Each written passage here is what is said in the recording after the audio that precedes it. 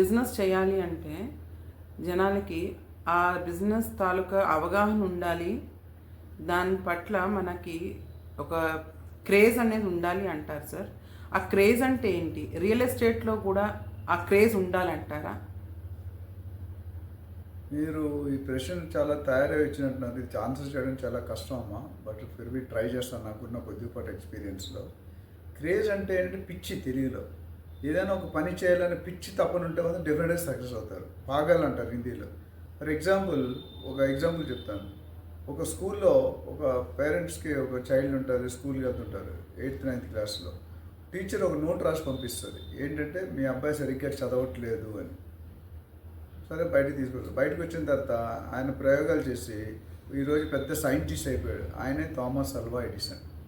అట్లనే ధీరుభాయ్ అంబానీ గారు పెట్రోల్ పంప్లో బాయ్గా పనిచేసేవారు. ఆయనకు పిచ్చి ఉండేది, పెరగాలి, కెరియర్ బాగుండాలి, మంచిగా రానియాలని. ఈరోజు రిలయన్స్ ఇండస్ట్రీస్ అధినేత అయ్యారని.